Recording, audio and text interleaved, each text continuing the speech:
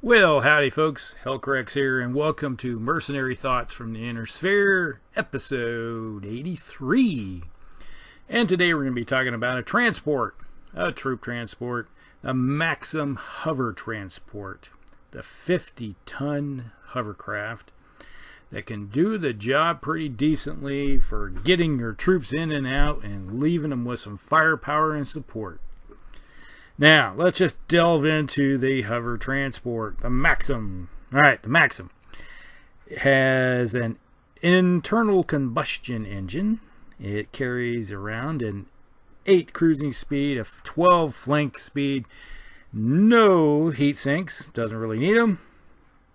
Let's see, it has 88 points of armor, kind of on the weak side, but you know, it's a hovercraft, it's a transport. And now, let's just go into the grocery list. It does have a turret, though. So, let's see. It has 16 points of armor and a turret. Yeah, alright. Now, let's see. Weapons. It carries an SRM-6 in the turret with 1 ton of ammo in the body. 3 machine guns in the turret with half a ton ammo in the body. 2 LRM-5s pointing towards the front, 1 LRM-5 pointing towards the rear, 1 ton of ammo in the body, 2 SRM-2s, and 1 ton of ammo in the body, and it carries around 3 tons of infantry cargo bay. So that just tells you right there, infantry cargo. So this is an infantry fighting vehicle because it has lots of weapons and everything it can use to support the infantry when it drops them off. Which, yes, it does. Alright, so for the low cost of buying a transport of around 750 points, give or take probably a little bit more, depending on your loadout, you can load up a whole bunch of cheap infantry to toss around the board. So let's say you want basically a company, 3 or 4 platoons. I usually go with 4, make it a heavy company. With 4 transports like this, loaded up with a platoon of leg infantry. And I'll just take a quick look at the book. I'm going to break out the Total Warfare book, page 213. Now we're going to delve into a little bit of, since we're talking about infantry, a foot infantry platoon. So leg infantry is 3 tons. So you can put a leg infantry platoon in one of these. All right. And you can have 4 of them, so basically you can have a reinforced company, roll them out there, find a hillside someplace really quick, dump them off, and then use the Maxims as fire support bases to support those infantry. So it's kind of like a rush them out real quick, put a blocking force down, and then lay down your base of fire between the infantry and everything. And then you could have a motorized infantry platoon, which costs you 6 tons. So with that 3 tons in the back, you could cut your platoon in half. So one platoon is half the platoon in one transport, and the other is in the other. So if you have 4 of them, basically you can run around and drop 2 platoons. Okay? So that's one way to look at it. Now you could throw out jump infantry platoon, which costs 4 tons of space. So if you want to have some jump infantry, basically you got to have to cut your platoon in half, or put 3 of the, let's see, how many platoon squads is there? I think there's 3. So you could put, like, say 3 squads in there, and then have another squad running around in, say, a Pegasus. All right. Or you could cut it in half, so 2 tons of your jump infantry is in one Maxim, 2 tons, so half the platoon is in the other one. So, okay. And then when you dump it off, you can consolidate into one big platoon. Now, let's not really care about, we got mechanized infantry, you got wheeled infantry and tracked infantry. We're talking 20-something tons. Yeah, that's not possible, really, to carry these guys around inside one. So I'm not going to worry about it. So we're really worried about moving around your leg a leg platoon, like I said, will fit into one of these, and you're going to have to cut your motorized or your jump infantry platoon in half. A lot of people like to, let's move this book off the side real quick.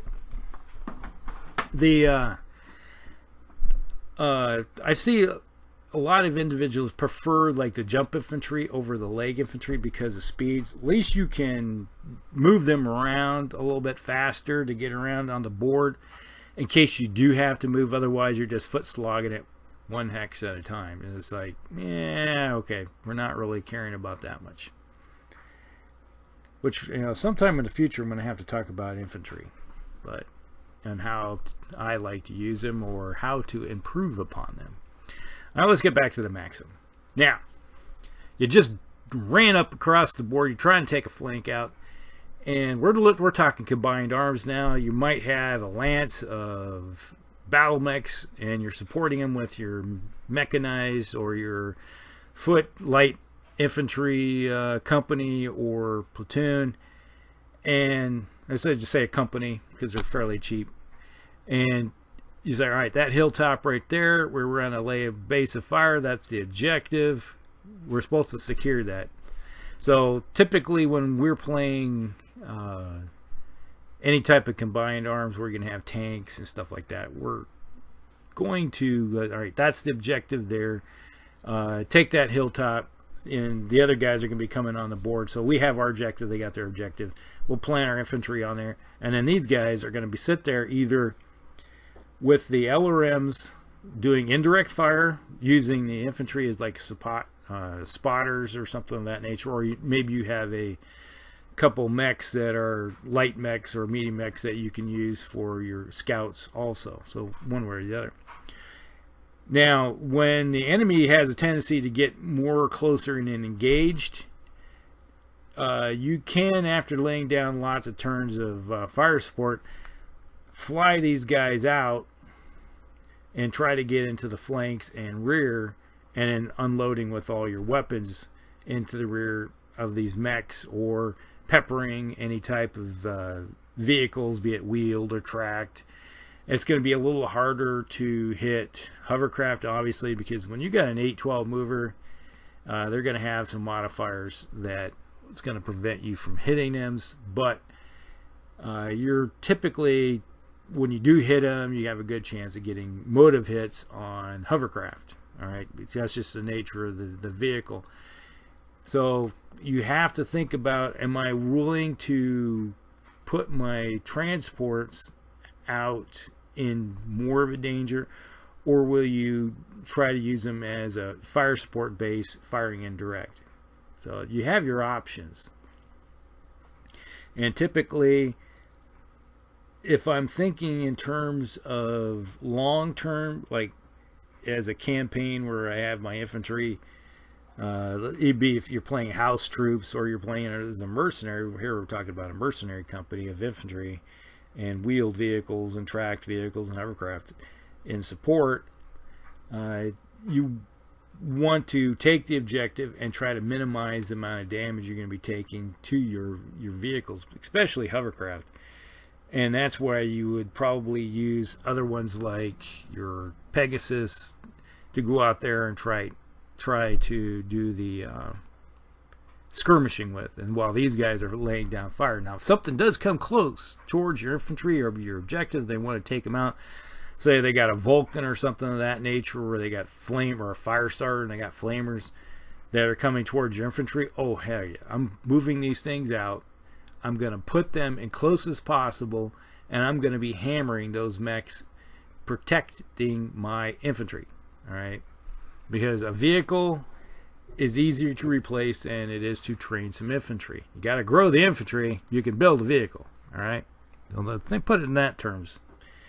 Now they say there's some other variants in this vehicle that, let's see, like many other infantry transports, Maxim variants often just rearrange the weapons in the unit's preference, replacing long range missiles with short range, or moving to the turret, etc. back and forth. Now let's just go into, I'll bring up one of mine. This is typical Alright, this Maxim Transport that I kind of have a tendency to use. We'll have 3 LRM-5s. I move there's a rear, one of those LRM-5s points to the rear. And I prefer to move it into the turret. And I'll have my SRMs, one SRM in the turret like it is, and then I'll have the 3 LRMs either in the turret also. That gives me the option of being able to turn that turret wherever direction to face while I'm flying down the field. So if you're trying to take a flank or something real quick, and if everything's pointing out the front, well, you have to either keep turning your transport towards the enemy to get the shots off. Well, if you have the weapons in the turret, yeah, it's a lot better. And then I'll have replaced the 2 SRM2s in that ammo. I'll just put another SRM6 pointing towards the front. Get rid of the 2 SRM2s just in favor of having 2 SRM6s. So one's pointing towards the front, one's in the turret, and I have the LRMs. Now, another one that I designed, which is kind of a reconstruction of it. This one I designed because I want to be able to handle all of my jump infantry platoon in one vehicle.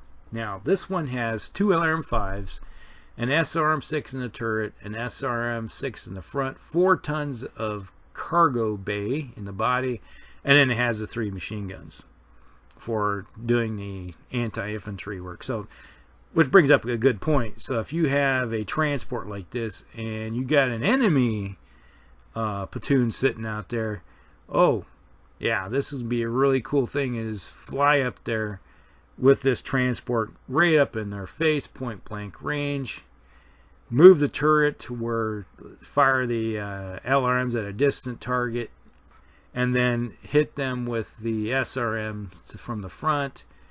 And if you can turn it where the turret can shoot at a secondary target, maybe another infantry or something, a little off to the flank or something, or even if it's out the front, and then hit that infantry with all those machine guns, oh yeah, you can tear up an infantry platoon really quick with the SRMs and those machine guns. So that's one nice thing about this thing. It's really good at tearing up infantry. And so that's pretty much that for that. Now, other options, I've seen other ones where they'll get rid of the infantry cargo bay and put it all in, so they take that extra 3 tons and throw it into more weapons, like upgrading one of the LRMs to, I think, an LRM 10, maybe, I think it is, or adding even more LRMs, let's say 3 more tons, adding another LRM-5, put it in a turret with another ton of ammo. So now you could have 4 LRM-5s, so you can start hitting targets pretty decently, even though typically you're probably going to hit with 3 points of damage. But you're peppering stuff. So if you're facing off against, let's say, a tracked vehicle, let's say a demolisher, and you're outside of its 9 hex range, you can just keep flying around this thing, not letting it get any closer to you, and just keep hitting it with the LRMs, and eventually you get the motive hits to it where it slows it down to a 2-3, then a 1-2, and then it just stuck. It's not moving anywhere. The odds are you're probably not going to destroy it unless you get a chance of critical someplace and hit, get inside. But typically you can slow down a tracked vehicle and just make it into a pillbox. And that's one of the problems, like with the demolisher. It only has a 9-inch range, 9 hex. And once you track it, it's done. You can just stay outside of its range and it is kill it at your leisure. So that's pretty much it for how I like to use the Maxim. It's a really good vehicle for doing the job of taking out infantry. It's a fast deployment for your infantry. So it's a good infantry fighting vehicle for a hovercraft. So if you don't have any in your arsenal and you want to get into combined arms, buy a couple of them. They come 2 in a pack, so you can buy a couple packs and you can outfit a whole company really quick. And infantry are pretty cheap when it comes to putting them on the board. Alright, hope you guys like that. Like and subscribe. Tell your friends about it. Tell about the channel. If you have anybody else that you know, tell them about my channel. Let them know. Get the word of mouth out there, and let's see if we can grow this channel for Battletech a little bit more. And if you have any ideas or anything of that nature towards the end, put them down below and see if I can get to them with the time constraints that I do have. All right. You guys have a good one. Hellcrix out.